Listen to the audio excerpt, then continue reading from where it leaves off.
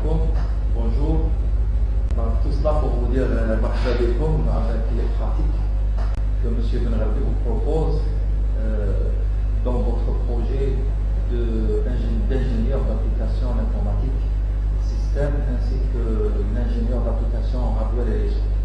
Donc j'ai préféré que ce soit des vidéos filmées pour de simples raisons afin de vous permettre d'apprécier les pratiques directes de votre enseignant, M. Benrabi.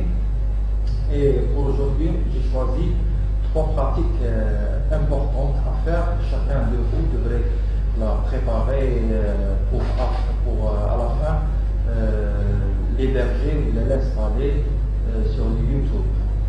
Donc, bien sûr, pour le YouTube, nous avons préparé un espace pour les stages. L'espace, on l'avait appelé stage film. Donc, on va vous envoyer cet espace, on va vous l'envoyer par email avec le mot de passe afin que vous puissiez donc transférer vos vidéos une fois faites réalisées. Comme vous voyez, moi je suis en train de filmer cette pratique avec un téléphone mobile Nokia.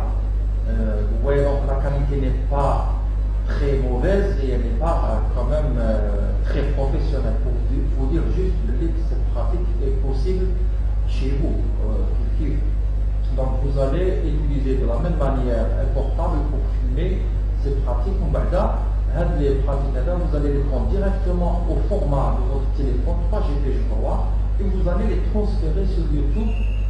C'est YouTube lui-même qui va s'en occuper à la validation de votre vidéo afin qu'elle deviendra par la suite fluide et visible. Bien sûr, on va essayer de faire de sorte que les vidéos que nous allons installer sur YouTube ne seront pas des vidéos en grand public. On va réserver ces vidéos entre nous. Comme ça, c'est pour ne pas aller plus loin, c'est-à-dire pour rester restreint dans notre école. Donc c'est un répertoire, si vous voulez, réservé aux stagiaires, où Inch'Allah, chacun il va être noté en fonction de l'exercice qu'il va effectuer. Donc je vais commencer à faire la pratique de la façon suivante. Donc premièrement, je prépare les outils. Donc j'ai un pinceau, j'ai aussi mon tournevis, je vais amener aussi un support de vis. J'ai choisi n'importe quoi. Donc vous pouvez à la maison choisir ce que vous voulez. Moi j'ai choisi un bac comme ça en plastique pour mettre les vis à l'intérieur. J'ai préparé l'unité centrale qui me provient de l'extérieur. Et j'ai préparé, vous allez voir, les gants. C'est les gants qu'on utilise chez les médecins ou chez les labos, les laboratoires ou là. C'est des gants qui vont nous permettre de travailler en toute sécurité électronique. La sécurité électronique, parce que comme vous le savez, nous sommes dans une période froide. En même temps, nous bougeons, donc nous accumulons pendant toute la journée des courants statiques morts dans l'air, et ces courants statiques peuvent nuire au fonctionnement de votre électronique si vous allez la toucher avec la main, d'accord? Donc je préfère comme ça m'isoler du courant statique qui est propre à moi pour ne pas le transmettre dans l'électronique, d'accord? Donc premièrement, je prends ma boîte, mon unité centrale. Alors comme vous voyez, cette unité centrale est une unité centrale de type mini tower. Mini tower, c'est quoi mini tower? Le sheet tower, c'est lorsque vous avez là 3 possibilités de lecteur CD. Donc vous pouvez installer 3 lecteurs CD, ça c'est le mini tower. Le big tower, c'est que vous pouvez aller jusqu'à 5 lecteurs de CD. Et le tout petit là, il aura 2 uniquement, ça c'est l'ancien boîte. Maintenant, les nouveaux, presque les mini tower, ils ont 3B pour installer les lecteurs CD. Alors, premièrement, je prends un chiffon. À l'aide parce que la poussière, comme vous le savez, c'est l'ennemi de l'être humain.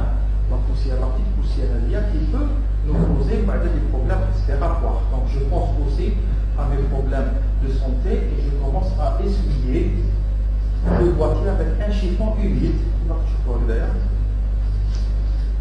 pour éviter qu'il y ait la poussière qui va me gêner pendant le travail. Sinon, s'il y a un problème de sensibilité, là, on peut mettre des petits masques à l'eau.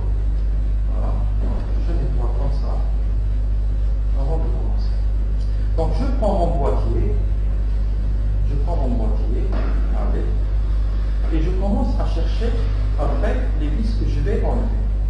Alors derrière, on voit clairement qu'il y a des vis de fixation pour fixer le cache, et nous avons des vis ici qui fixent votre boîtier d'alimentation. Donc je prends mon tournevis. Généralement les tournevis à c'est des tournevis américains, c'est ce qu'on appelle la carwa.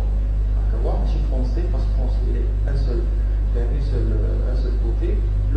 L'américain il fait deux. Donc la carwa. Maintenant, pour enlever les vis. Donc je vais commencer à dévisser. Généralement, je commence à dévisser les vis externes. Externes, c'est-à-dire les deux côtés. Les côtés les plus éloignés. Sans toucher à ceux de mon boîtier d'alimentation pour le moment. Donc je dévisse. Alors, quand on a des vis, on va les mettre dans un boîtier. Bien sûr, les petits vis, les grands vis, c'est des vis qui vont rester valables uniquement pour les boîtiers à l'extérieur. Les vis qu'on va utiliser à l'intérieur, c'est d'autres vis qu'on peut même séparer pendant le démontage. Donc, vous voyez, donc je vais essayer de tirer pour voir si le boîtier est prêt à sortir. Alors, le boîtier, là, apparemment, il a une manière de s'ouvrir un peu particulière. Il fallait le prendre vers le haut. Je fais tourner de la même manière et je prends vers le haut. Hein, d'accord? Donc, il a une particularité un peu bizarre. Parce que c'est un boîtier qui m'est venu de l'extérieur. Allez, je ne peux pas s'ouvrir là. On peut déjà commencer à contrôler notre boîtier de ce côté-là. Donc là, il est ouvert. Et nous allons jeter un coup d'œil sur l'ensemble.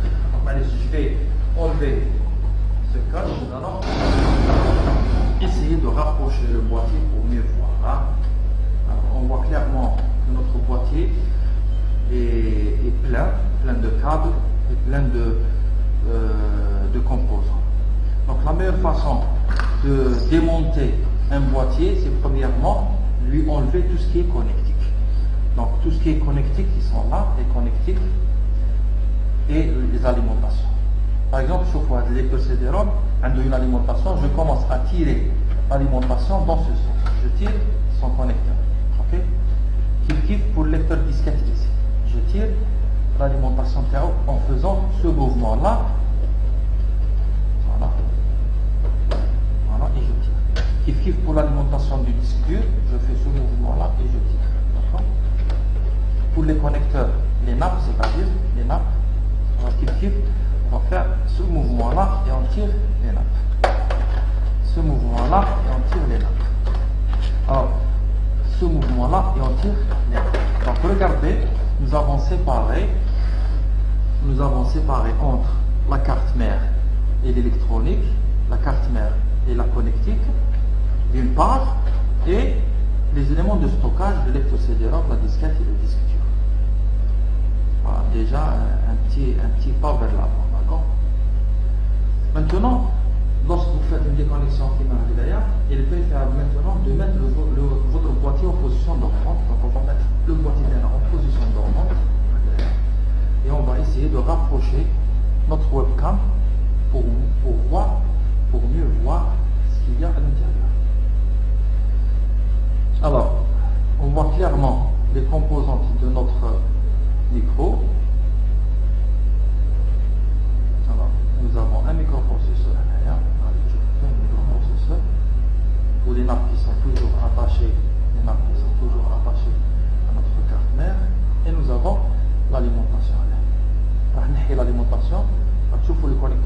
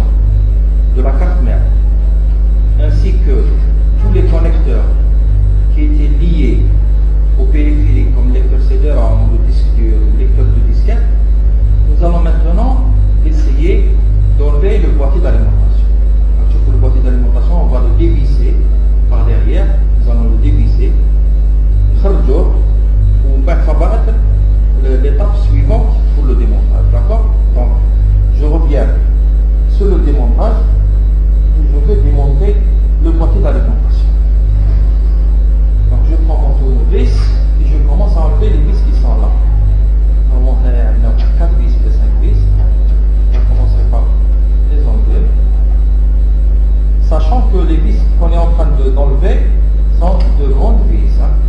Pour les vis, elles sont un peu grandes par rapport à ce qu'on a enlevé. On va les mettre quand même dans le même boîtier. Et nous allons continuer.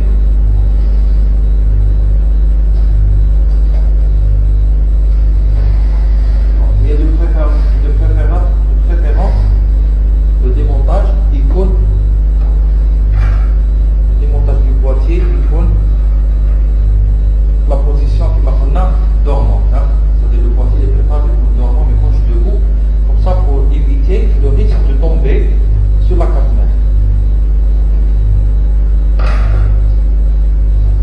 Alors la dernière vis que j'ai enlevée, maintenant les vis de Riquem, elles sont là, et je vais maintenant voir comment faire sortir mon boîtier. Regardez, le boîtier est allez, je vais le pousser. Je vais le prendre maintenant, de cette manière-là. Je vais le prendre, je l'incline, je le tire.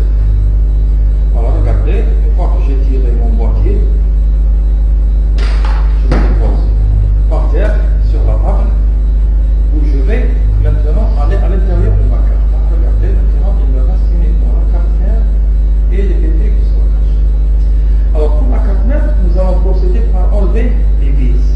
Regardez qu'il y en a une vis ici, une deuxième là, derrière le microprocesseur, une troisième, une quatrième et une cinquième juste derrière le mien.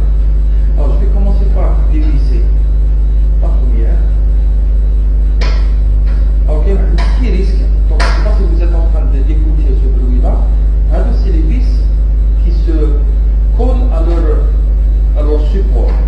Là, nous avons des supports métalliques au-dessous de la 4 mètres qui restent collés à nos vis. Allez, on va faire de notre mieux. On va essayer d'enlever uniquement les vis. Mais sinon, si, généralement, le tournevis qu'on utilise, c'est un tournevis démonté. Donc, dès qu'on termine à dévisser, normalement, la vis, elle sort avec le tournevis. Je ne sais pas si vous voyez là. La vis stérile. Voilà. La vis, normalement, creusée. Si elle n'est pas attachée, si elle n'est pas coincée avec le support, elle est coincée avec le support, donc je ne peux pas tirer. Normalement, elle est coincée. Nous allons poser une vis en arrière. C'est une vis, et c'est un 6 vis. Voilà, on va vous montrer comment reprendre des supports qui malheureusement ils sont mal vissés du côté châssis. Alors on va essayer de faire de notre mieux afin de maintenant essayer de tirer la carte. Donc il y a encore un problème ici. Voilà, c'est bon, la vis elle sort avec l'aimant. Et l'autre ici, mais on va essayer encore de la faire bouger. Si pas devant, on va prendre le produit. Voilà, et la carte mère sort.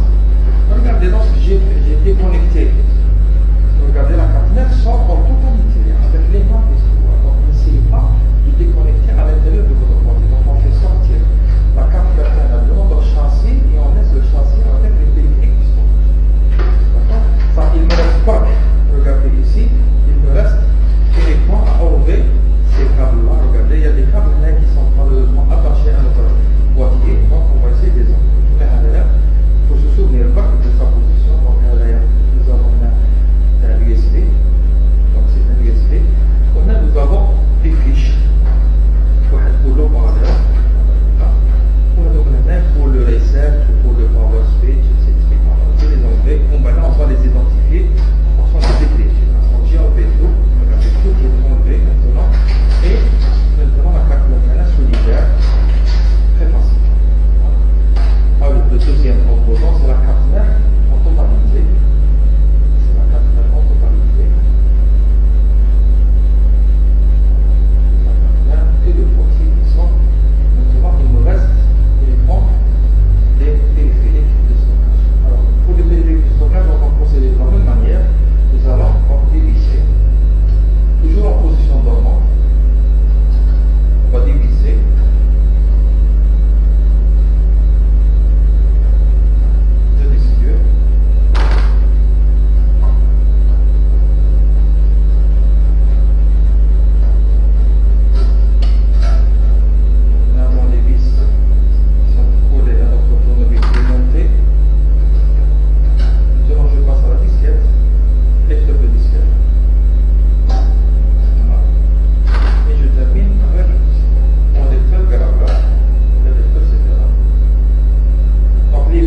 qu'on utilise généralement pour ces trois composants, ils sont presque identiques. C'est ce qu'on appelle les trites et les moyennes.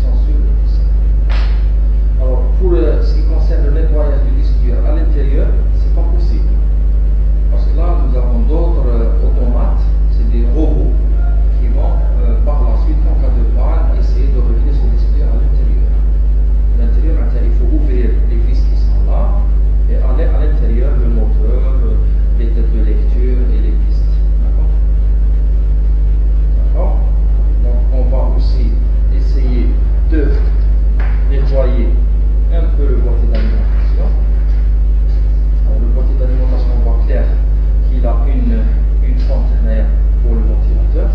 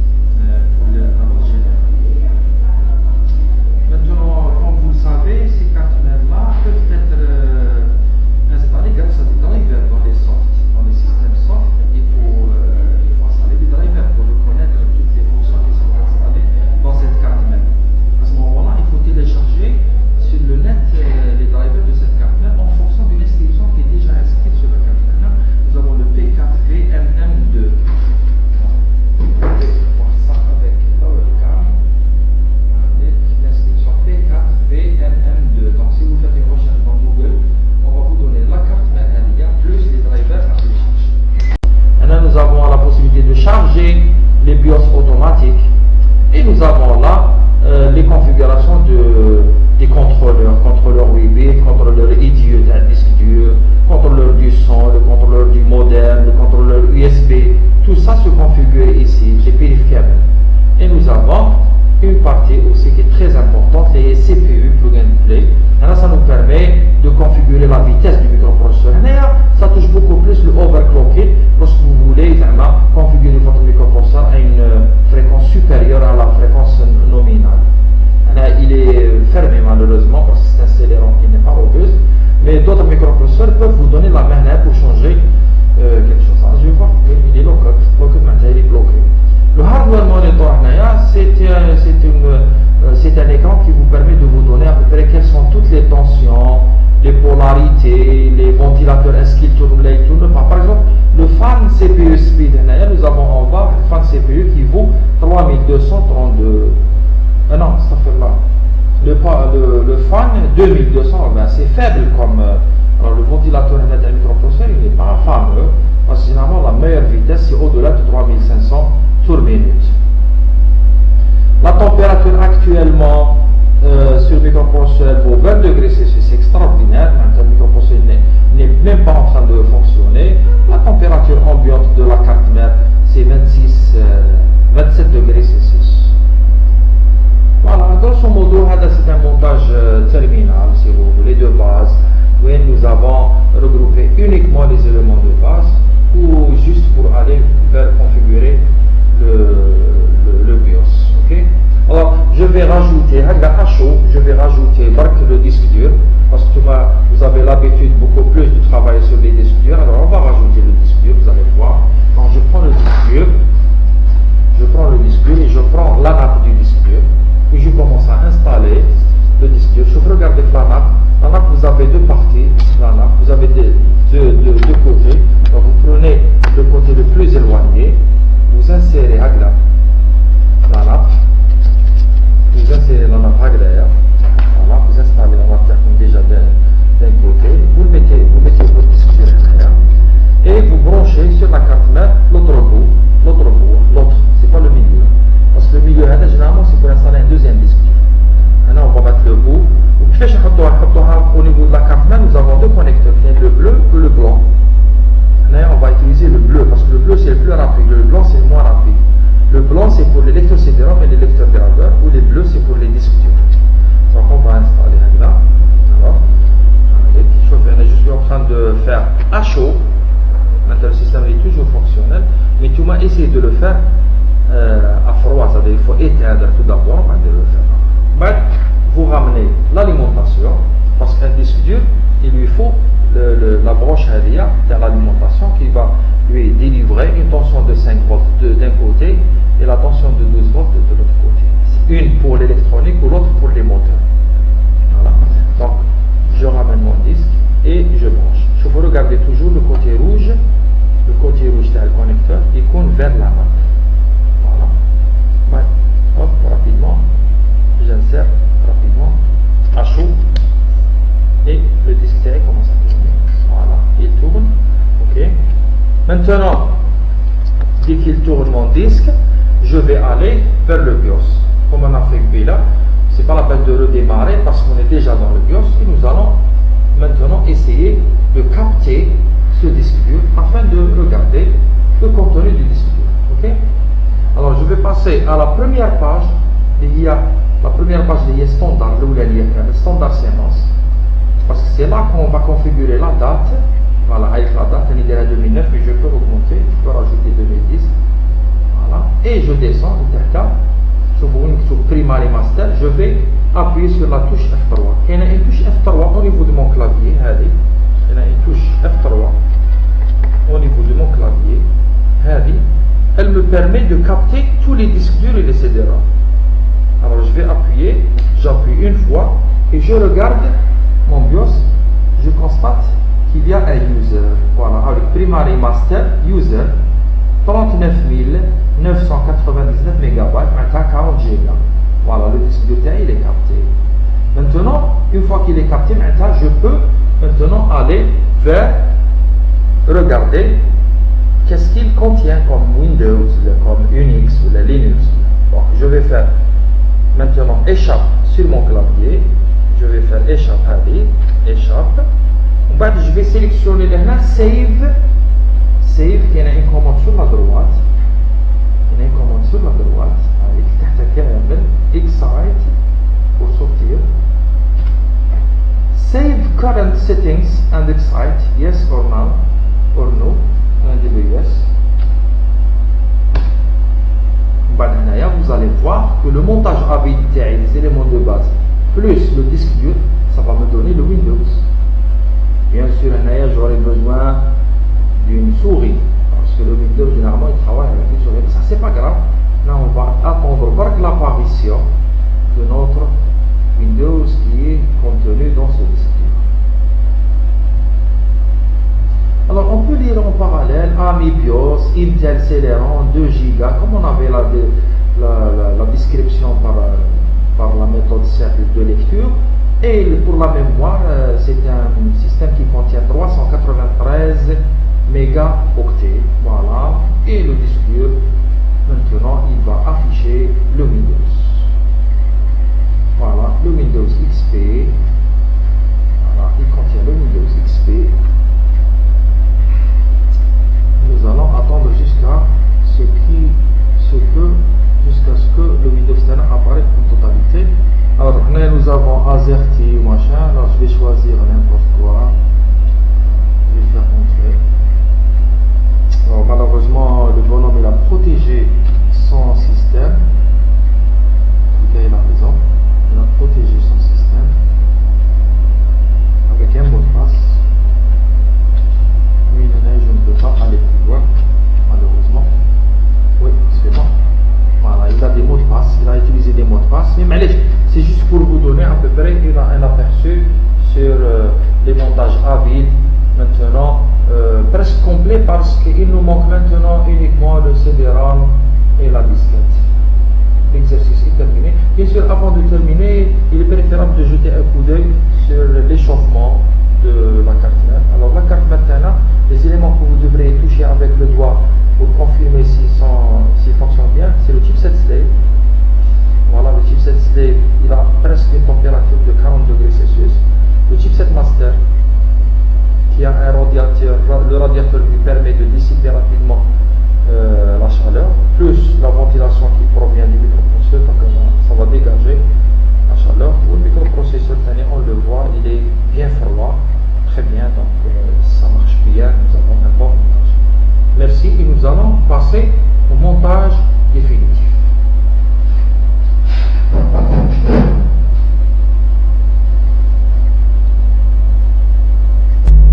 Alors maintenant nous allons passer à la dernière pratique qui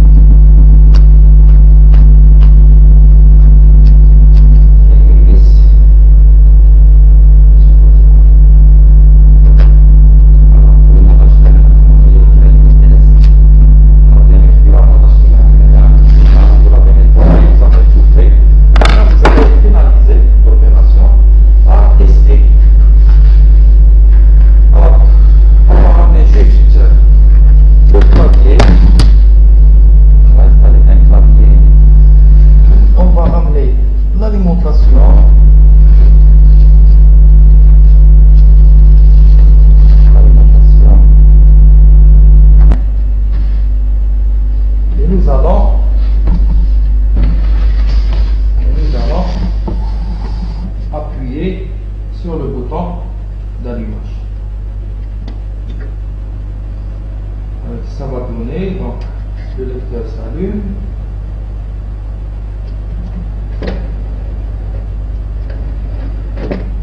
Voilà. Est-ce que le clavier s'allume ou pas l'attendre? Voilà, nous avons entendu déjà un bruit du bon fonctionnement, un bip sonore, et en plus de ça, nous avons le clavier qui s'allume et qui s'éteint.